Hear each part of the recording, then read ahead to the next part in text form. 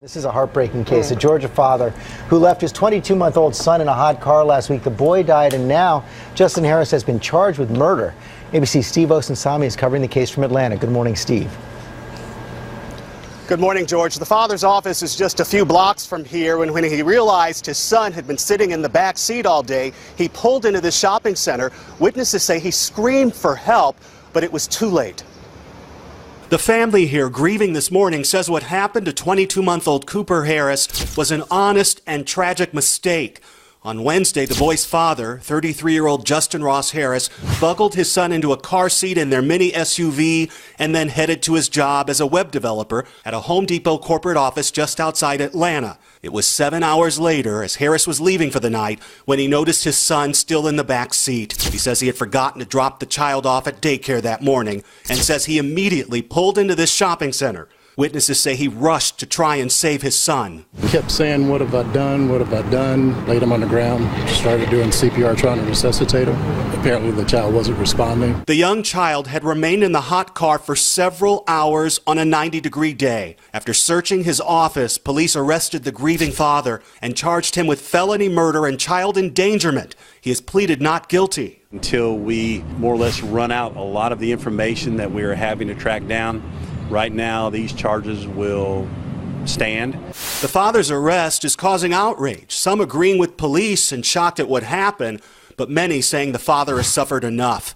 The justice system can't punish Ross worse than he is punishing himself, and it will only cause more pain for a grieving family. Harris's supporters online have raised more than $18,000 for his defense. Every year, an average of 38 children in this country die after being left in a hot car. Last year, it was 44. In Atlanta, more than 22 children have died this way since 1990. Public safety advocates say these are usually accidents and happen to the most loving and protective parents of every color and socioeconomic background. The one constant is that the parents had a change in their routine the morning of the death. We don't know if that happened in this case. Harris appears in court next month. George. Okay, Steve, thanks. ABC's Dan Abrams joins us now. And Dan, just a horrifying story, not your typical murder case. As the father of a boy who's almost exactly the same age, to hear this case is absolutely heartbreaking.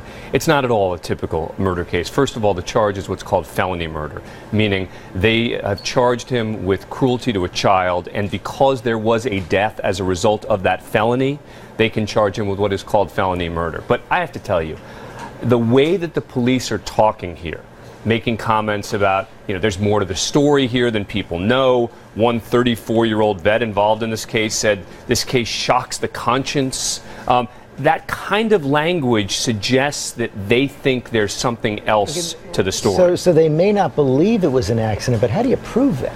Well, first of all, if they can get computer records, they've done search warrants at his home and his office, etc., they could try to demonstrate it in that way. They would say that they don't necessarily have to prove that it was more than an accident, the level of recklessness in the conduct.